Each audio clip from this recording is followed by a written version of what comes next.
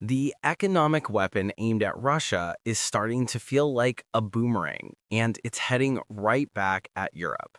Hungary has already secured an exemption from the latest oil sanctions. Now, Bulgaria and Romania are scrambling to circumvent U.S. measures to save their national refineries, both controlled by the Russian oil giant Lukoil. Bulgarian officials fear that without the refinery in Burgos, which supplies up to 80% of the country's fuel, the banks will pull out, leading to shortages, protests, and chaos. So they've passed a law allowing the government to simply take control of it if necessary. While Europe systematically dismantles its own energy supply, Russia is busy building new pipelines to Asia, selling its oil and gas to new customers. The sanctions, it seems, are becoming a catastrophe for the very countries that impose them. But as the economic pressure campaign flounders, a military one is kicking into high gear. In the north of Norway, a different kind of strategy is being rehearsed. The United Kingdom, along with the Baltic and Scandinavian states, 10 nations in total, are simulating a full-blown military conflict with Russia. Planners from the Joint Expeditionary Force gathered in the city of Bodo to wargame a conflict on Russia's very border. They're practicing logistics, attack, defense, and the immense challenge of multinational warfare. After all, while Russia has a unified army with a single language and standard equipment, the West has the complex task of making dozens of different militaries with different languages and doctrines fight as one. Imagine a German and a Spaniard in a trench, trying to support each other when one only speaks German and the other only Spanish.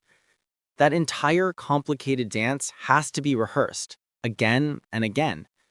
And if the British are running war simulations, German generals are making it clear they won't be left on the sidelines. The head of Germany's operational command has unveiled a new national defense plan called Operationsplan Deutschland. He warns that Russia, despite the war in Ukraine, still has massive military potential and could launch a limited attack on NATO territory. The German solution?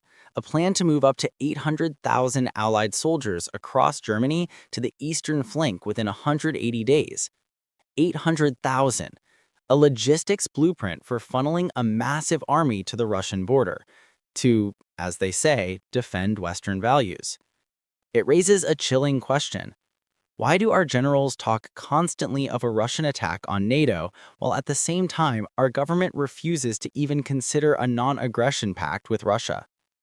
Could it be that these 800,000 soldiers are not being prepared for defense, but for a preemptive strike? Amidst these preparations, a peculiar offer emerges from Belarus. They're willing to send peacekeepers to Ukraine.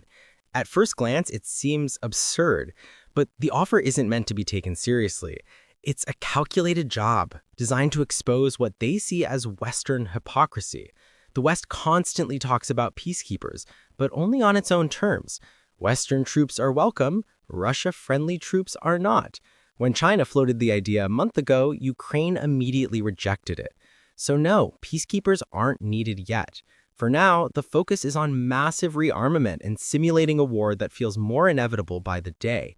It's possible this conflict must first escalate into a worldwide conflagration, a fire that engulfs continents before anyone can even begin to think about peace.